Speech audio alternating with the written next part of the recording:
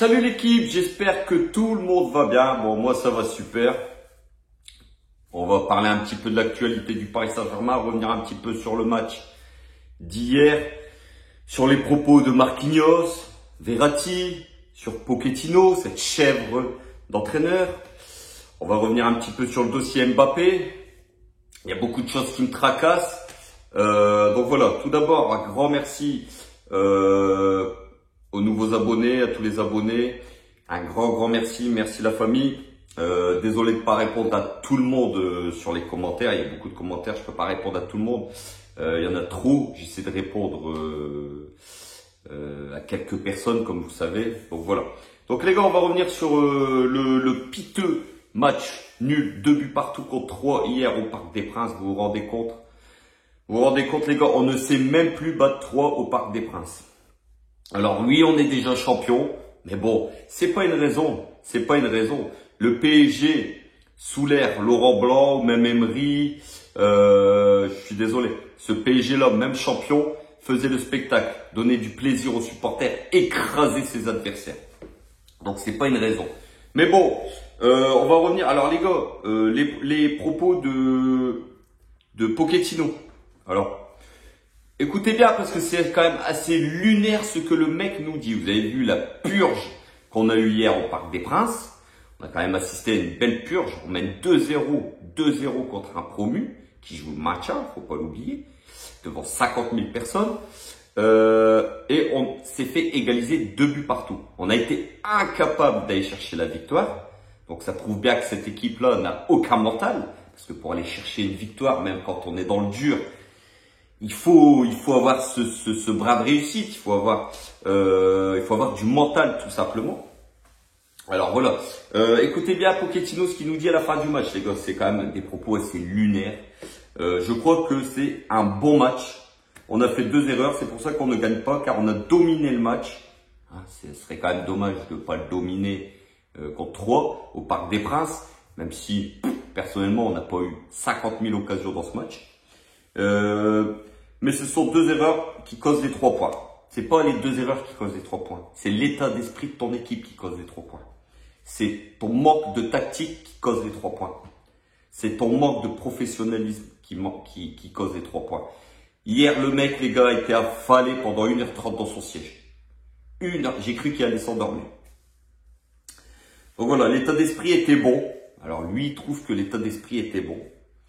Alors quand on va lire un petit peu, je vais vous lire ce que lui, Marco Verratti, a dit. C'est quand même, ça glace le dos, donc ça glace le sang. On va y revenir. Donc voilà, mais on aurait mérité de gagner. Les 4 de devant, je suis content qu'ils aient commencé le match. Il n'était pas simple cette saison. Il nous a manqué quelques petits détails sur ce match. Alors le mec a Neymar, le mec a Mbappé, le mec a Messi, Di Maria. Et il nous dit que les 4 n'ont pas su se trouver de la saison. Bon, c'est quand même assez hallucinant. Moi les gars, j'en peux plus. Alors lui, de toute façon, il va jarter au mercato avec un beau coup de pied au cul. Les propos de Marquinhos qui eux sont... Marquinhos les gars, c'est un joueur que j'aimais. C'est un joueur qui se fout de notre gueule depuis 1 mois et demi. C'est un joueur qui, pour moi, a causé l'élimination du Paris Saint-Germain en 8e de finale. On n'en parle pas assez, mais Marquinhos, c'est vrai, il a été irréprochable depuis son arrivée au Paris Saint-Germain. Mais le problème, c'est que Marquinhos n'a pas été bon contre le Real Madrid. Et depuis ce temps-là, Marquinhos, il a la tête ailleurs. Marquinhos se permet de faire des réflexions envers nous, les supporters, les ultras et tout. Chose que moi, j'ai du mal à accepter. Alors, à la fin du match, il nous prend encore plus pour des cons, le mec. Parce qu'il nous dit quoi? On avait le contrôle du ballon, mais des détails ont fait la différence dans le résultat. On ne joue pas grand-chose maintenant. On est champion. T'es champion de rien, mon gars. T'es pas un champion. Parce que tu gagnes le championnat, tu te prends pour un champion. Non, ça marche pas comme ça. Un champion, c'est un tout. On joue pour le plaisir et on essaie de gagner pour terminer la semaine tranquillement. Le mec essaie de finir la semaine tranquillement. Alors, j'ai pas tout compris là. Moi, il faudra m'expliquer les gars. Mais bon, on n'a pas gagné. On avait quand même le contrôle du match. On a essayé de faire de bonnes choses. Juste le résultat n'était pas le meilleur possible. Tu te fous de notre gueule, mon gars. Moi, ce mec-là, les gars, je vous le dis. Je sais qu'il y en a qui vont pas être d'accord, mais ce mec-là, il faut lui enlever le brassard de capitaine dès la saison prochaine. Pour moi, ce gars-là n'est pas et n'est plus un leader. Tout simplement. Donc voilà. Lui, Marco Verratti a eu un peu plus la tête sur les épaules. Donc lui, il nous dit carrément que voilà, c'est vrai qu'on a beaucoup changé l'effectif. Ce n'est pas une excuse, mais c'est la vérité. C'est difficile de créer un grand groupe quand on change beaucoup. On s'est battu contre Madrid en faisant 150 minutes très bien. On gagne le championnat, c'est bien. Mais il faut tout donner ensemble pour ne plus avoir de regrets. On a connu des situations plus difficiles que cette année. On s'est peu entraîné ensemble. Donc les mecs sont censés s'entraîner tous les jours. Mais bon, ils ne s'entraînent pas ensemble. J'ai l'impression que les 6 premiers mois sont passés vite sans qu'on ne joue ensemble. Entre les voyages en sélection, les blessures, c'était très difficile. Je pense que le match à Madrid, il nous a tués comme les supporters. Donc voilà, lui avoue que le match de Madrid, enfin un qui l'avoue que le match de Madrid a tué ce groupe, a tué les supporters. Ce match de Madrid nous a flingué la saison. Outre l'élimination, ça peut arriver. C'est encore une fois ce scénario catastrophe qui nous a flingué, qui nous a pourri le restant de saison, les gars. Et ça, c'est la vérité. Même lui, Marco Verratti, enfin, je dis bien, l'avoue. Donc voilà, maintenant, il y a beaucoup de joueurs. Il va falloir dégager beaucoup de joueurs, on le sait.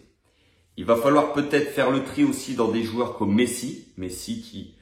Beaucoup me disent, oui, il a mis 10 poteaux et barres depuis le début de saison. Si ça serait rentré, ça serait pas le même discours aujourd'hui. Les gars, le discours, il n'est pas sur ses buts.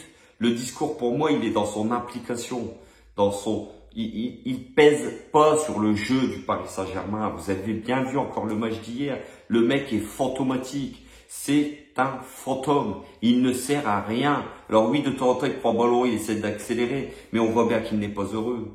On voit bien que Messi est là par obligation. On voit bien que il n'a pas choisi de venir au Paris Saint-Germain. L'argent a dicté son choix. L'argent a dicté son choix. Le mec est malheureux. Aucun sourire. Rien. On voit qu'il a le regard vide. Il est tout simplement ailleurs. C'est la vérité aujourd'hui. C'est pas le Messi de Barcelone qu'on critique. C'est le Messi du Paris Saint-Germain. Et aujourd'hui, le Messi du Paris Saint-Germain n'est pas bon, tout simplement, les gars. C'est le constat aujourd'hui lucide de n'importe quel connaisseur du football. C'est que Messi, aujourd'hui au Paris Saint-Germain, est l'ombre de lui-même. Donc voilà. Concernant Mbappé, les gars, je vous l'ai dit, beaucoup ont cru qu'il allait prolonger au Paris Saint-Germain. C'est des fake news. Le mec aujourd'hui est à Madrid. Le mec aujourd'hui est à Madrid avec son pote Hakimi en train de manger dans un restaurant, etc. T'es obligé d'aller à Madrid pour manger dans un restaurant. Il y a 50 000 restaurants à Paris, mais le mec est obligé d'aller à Madrid. Tu te fous de notre gueule. Bien sûr qu'ils vont rencontrer les dirigeants du Real Madrid. Apparemment, il n'y aurait que les droits d'image qui bloqueraient ce transfert, mais c'est en train de s'arranger. Les deux parties sont en train de trouver un accord. Ils sont proches de trouver un accord sur les droits d'image. On parle d'un salaire de 40 millions d'euros par an, avec une prime à la signature de 180 millions d'euros, les gars. 180 millions d'euros. Et le mec nous dit quoi? C'est pas le pognon qui m'attire. C'est pas l'argent, c'est le projet sportif. 180 millions d'euros à la signature. Avec un salaire de 40 millions d'euros par saison. Non, ce n'est pas l'argent qui l'attire, ce garçon. Fous-toi bien de notre gueule aussi. On voit bien que le mec n'a plus la tête au Paris Saint-Germain. Hier, il a été inexistant. Alors oui, Kylian tient le Paris Saint-Germain cette saison sur ses épaules. Oui, il est impliqué sur plus de 50% des buts, passes décisives du Paris Saint-Germain. Oui, tout ça aujourd'hui, c'est la vérité. Mais aujourd'hui, la vérité du moment, c'est que le mec est en train de négocier avec le Real Madrid pour un transfert gratuit dès ce mercato. Et ça, c'est la réalité. Alors, on peut nous dire tout ce qu'on veut. Le Parisien, il prolonge ceci, cela. Il va y avoir une annonce faite à Doha, au Qatar. C'est du pipeau. C'est du pipeau. Le mec sait depuis le début de saison qu'il va se barrer à Madrid. Vous croyez quoi? Pourquoi il ne le dit pas maintenant? Il ne l'a pas dit depuis le début de saison, depuis le mercato hivernal. Pourquoi? Pour ne pas se faire huer par les supporters au Parc des Princes. C'est juste de la com. Mais dans sa tête, c'est déjà décidé. Le mec va jouer pour le Real Madrid. Il faut arrêter de nous prendre pour des cons aujourd'hui. Tous les joueurs du Paris Saint-Germain, tous les dirigeants, ce club aujourd'hui prend les supporters pour des cons. Et ça, il y en a marre. Il y en a vraiment marre. On est en train de nous balader depuis quelques mois, depuis un an. On est en train de nous balader sur plusieurs sujets. Ce club aujourd'hui, l'institution Paris Saint-Germain aujourd'hui est en danger, les gars. Est en danger parce qu'elle est dirigée par des incompétents. C'était bien de recruter des mercenaires, des noms ronflants, mais les mecs sont cramés sur le terrain. Même les jeunes veulent se barrer, tous les jeunes veulent se barrer. Les Garbi, les Michou, les Xavi Simons, ils veulent se casser. Le PSG est champion. Quand on voit le match d'hier où des titulaires indiscutables se sont endormis sur le terrain, on n'a pas été foutu de faire jouer un jeune. Pochettino nous a fait rentrer Garbi à la 88e minute. Vous vous rendez compte les gars, 88e minute. Xavi Simons qui réclame du temps de jeu pour pouvoir essayer de prolonger au Paris Saint-Germain. Ça fait 2 mois qu'il est au placard. Ça fait 2 mois qu'on l'a pas vu. On est en train de nous l'enterrer. Alors, je sais pas qui prend les décisions dans ce club aujourd'hui. En tout cas, tout ce que je sais, c'est que on est dans l'incompréhension totale, nous, les supporters. Mais non, hier, on a bien joué. On a bien joué. Donc, comme les joueurs ont très bien joué hier, 2 jours de vacances. Donc, Mbappé a fini à Madrid, Neymar à Barcelone. Mais les mecs, vous êtes nostalgiques de vos anciens clubs. Dégagez dans vos anciens clubs. Neymar retourne à Barcelone. Mbappé, casse-toi à Madrid. Aujourd'hui, il y en a marre de ces joueurs qui souillent l'institution Paris Saint-Germain. Mais non, vous avez vu que le PSG a fait un super match hier, contre 3 au Parc des Princes, 2 buts partout, 2 jours de repos, 2 jours d'entraînement, encore une journée de repos où les joueurs vont faire des conférences de presse, les entraîneurs, et samedi match. Mais comment voulez-vous être au haut niveau avec 2 entraînements par semaine quand on est professionnel? Même des équipes de D4, de D7 qui jouent le dimanche à 15 h les mecs, et on l'a tous fait, c'est 3 entraînements par semaine. C'est du foutage de gueule ce club. On est en train de nous mener en bateau. Aujourd'hui, il faut se rebeller. Il faut qu'il y ait du changement. Absolument. C'est dur de débriefer le Paris Saint-Germain actuellement. C'est dur de parler de notre club de cœur, le Paris Saint-Germain. De parler en mal. Parce qu'on voudrait tous que tout tourne sur des roulettes. Que le PSG est en finale de Ligue des Champions. Que le PSG joue très bien en championnat, gagne le championnat haut la main en déployant un jeu magnifique. Mais aujourd'hui, non les gars. Ce PSG-là est cramé. Ce PSG-là, il est en danger. Et je me demande comment on va faire pour faire de très gros changements à ce mercato.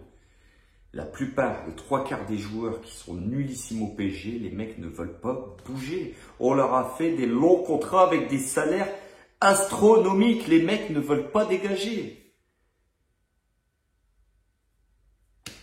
Donc voilà les gars. Sur ce, passez une bonne soirée.